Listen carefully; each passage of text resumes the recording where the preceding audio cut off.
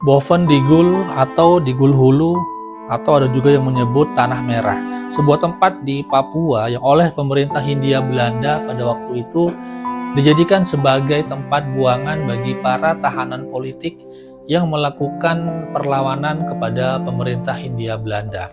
Mungkin di antara kita masih banyak yang belum mengetahui tentang sejarah bagaimana para tahanan-tahanan politik yang dibuang ke Bovendigul. Karena tahanan politik itu mereka yang melakukan sebuah perjuangan untuk memerdekakan Indonesia, namun mereka berdiri di atas golongan kiri.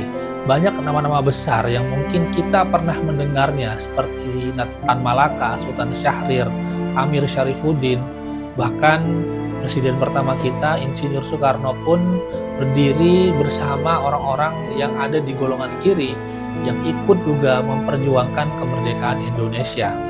Dulu waktu kita duduk di bangku sekolah, di SD, SMP, SMA, bahkan di bangku kuliah pun, kita mungkin tidak pernah diajarkan tentang sejarah bagaimana tahanan-tahanan politik di masa pemerintah Hindia Belanda yang mereka mendapatkan kekejaman oleh pemerintah pada waktu itu dan dibuang ke Bovendigul.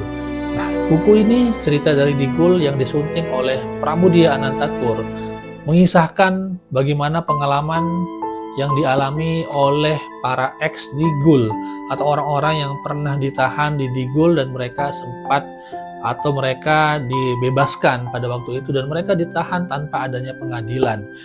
Dalam buku ini Pramudia Anantatur mengambil 5 sumber atau 5 referensi yang dapat kita baca dan seolah-olah kita akan masuk ke dalam cerita tersebut. Kita dapat melihat, dapat merasakan apa yang dialami oleh para ex-Digul ketika mereka menjadi tahanan politik di Bovendigul. Bagaimana kekejaman-kekejaman yang mereka terima dari pemerintah Hindia Belanda. Bagaimana hak-hak mereka diambil, dirampas oleh pemerintah Hindia Belanda. Bagaimana mereka harus berpisah dengan tanah kelahiran mereka dan mereka mendapatkan siksaan di Bovendigul yang mereka tidak pernah berpikir apakah mereka akan tetap hidup atau mereka akan menjadi mayat di Bovendigul tersebut. Buku ini bagus buat kita yang ingin menambah wawasan pengetahuan kita, menambah literatur kita tentang sejarah perjuangan kemerdekaan Indonesia dari perspektif yang berbeda.